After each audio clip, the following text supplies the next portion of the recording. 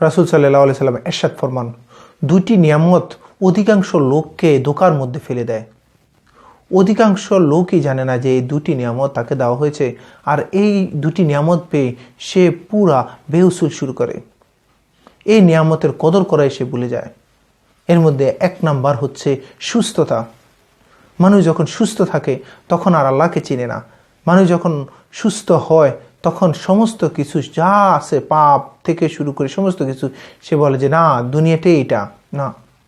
এভাবে সে চলতে থাকে, কিন্তু সে একটা জন্য চিন্তা করতেছে না যে আমার এই সুস্থতা দিল কে।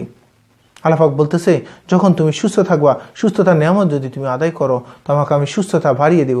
কিন্তু আমরা যখন সুস্থ হই তখন নামাজের কাছে কিনারে যাই না, ইবাদত বন্দেগীর কাছে কিনারে যাই না, দান সদকার কাছে কিনারে যাই না। আমি তো শুভ, আমাকে পায় কে আর।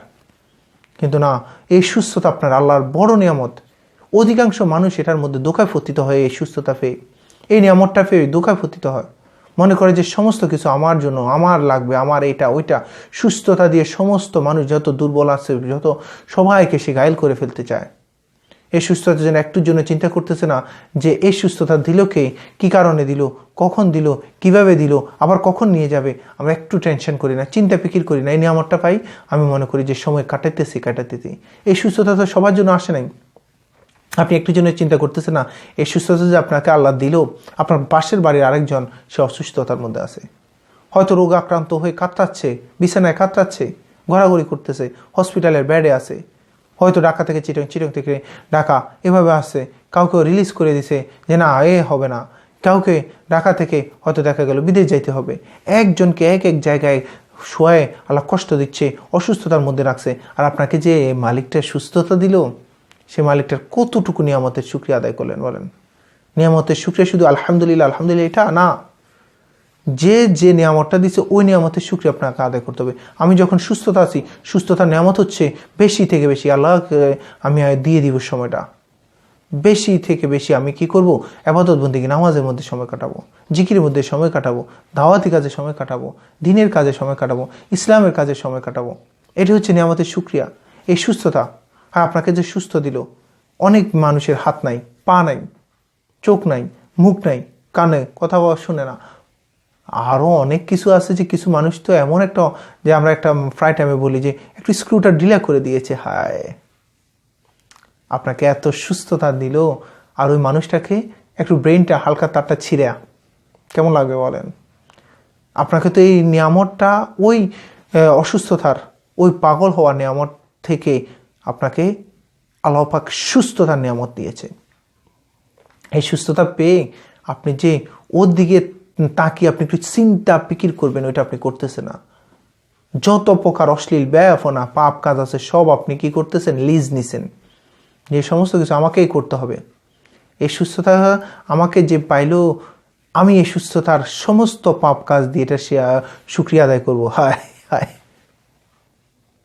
সুস্থতার নিয়ামতটা আপনি কি কাজে লাগাচ্ছেন, সমস্ত পাপ কাজগুলা লিজ নিয়ে নিজে শুকরিয়া করতেছেন। এটা শুকরিয়া হচ্ছে না, না শুকরিয়া আদায় হচ্ছে বলেন। আপনার দ্বারা কোন কাজ করা উচিত, আপনি কোন কাজটা করতেছেন। এই জন্য আসুন, সুস্থতার নিয়ামত এটা সবাইকে আল্লাহ দেয় না। কোনো ব্যক্তি একটা মাস, একটা বছর, অনেকে আছে অনেক বছরকে বছর সে সুস্থ, কিন্তু সে মসজিদের কাছে কিনার দিয়ে যায় না। মসজিদ দেখলে সে মনে হয় যে তার গায়ের মধ্যে জ্বালাপোড়া করে। ওই সময়টা সে বুঝতেছে না যে আমাকে সুস্থতা দিয়ে যে আমাকে আল্লাহ পাক রাখছে। যখন অসুস্থতা হয়ে যায় তখন যে খতিবকে আসে বলে যে হুজুর এক খতম কোরআন পড়ায় দিয়েন, আমার জন্য দোয়া করে দিন, তখনও আসে না। কিন্তু কে দোয়া করবে, কার জন্য দোয়া করবে, কি জন্য দোয়া করবে, সেই খতিবকে যে আপনি দায়িত্ব দিয়ে গেলেন, যিনি আপনার মালিক, নিয়ামত সুস্থতা দিল, তার জন্য আপনি একটু চিন্তা ফিকির করলেন না। খতিব যতই বলুক আল্লাহ তাকে সুস্থ করে দেন, দিবে আল্লাহ বলেন।